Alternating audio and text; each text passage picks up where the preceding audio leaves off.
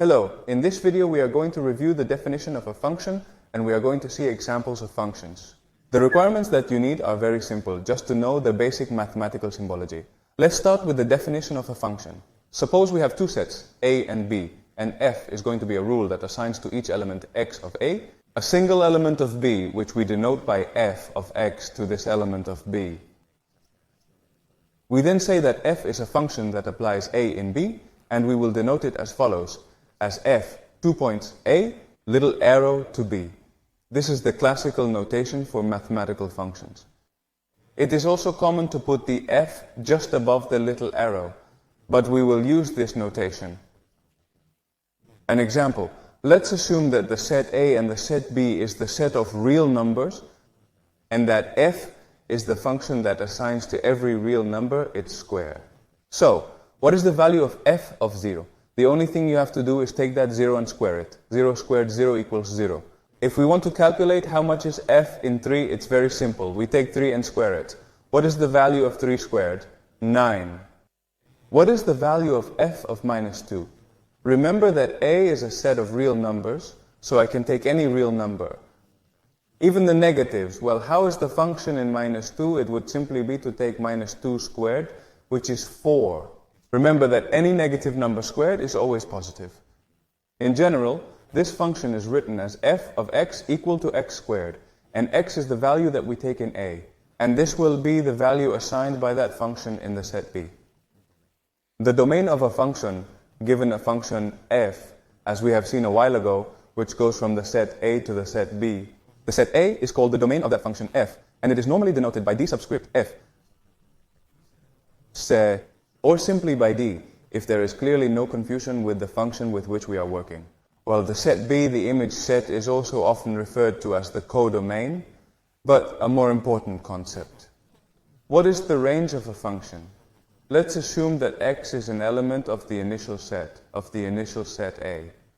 The element f of x is known as the value of f at x, or the image of x through f.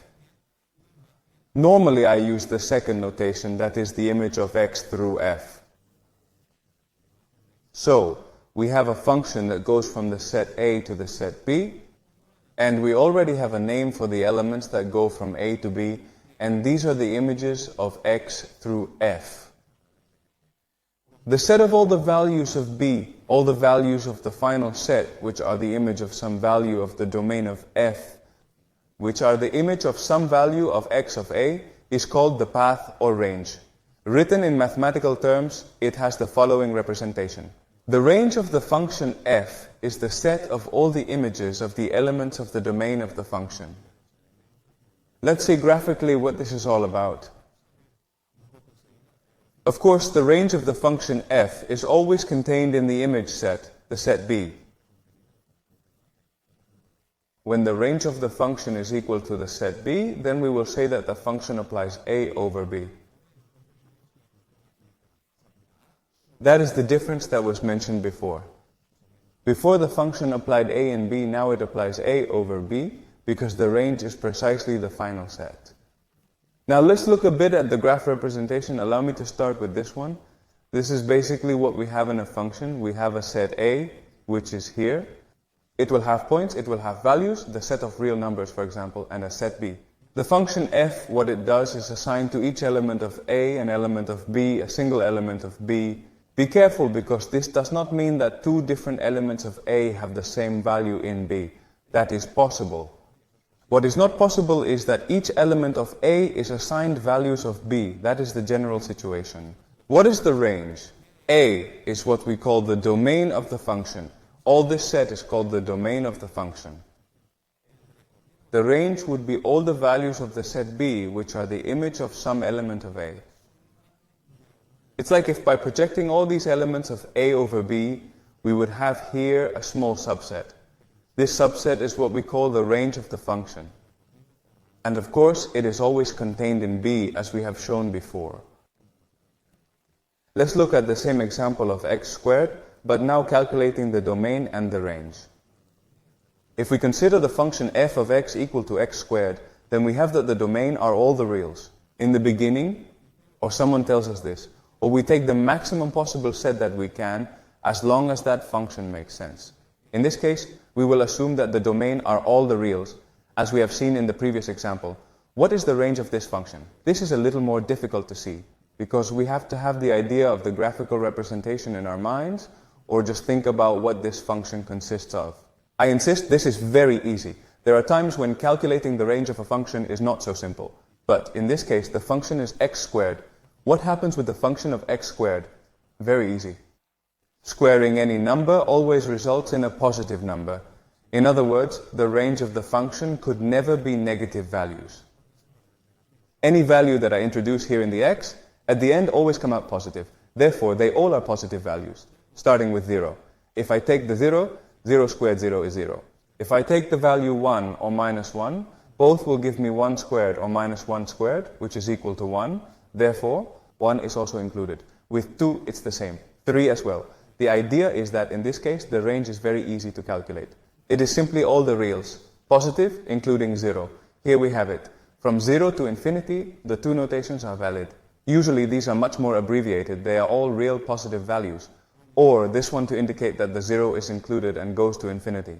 What does a function actually consist of? We are going to work with the graphic from before. The function is a kind of machine which takes an input value, the value that you provide in this one that you put here in the place of the x, and it provides us another output value. In this case, the output would be the value that you have introduced to the square. You provide a value, I insist, for example, 3, and the function works with that value, and it provides us that value, 3 squared. What is the dependent variable and the independent variable? Normally, when we write a function, it is usually called y to the image of x through the function. That is, we usually write this. Instead of putting f of x, many times we put y equal to f of x. In this way, as we provide values of x to the function gives the values of y. Let's go back to this. I introduced the value of x here. The function does its internal processes and returns the value of y.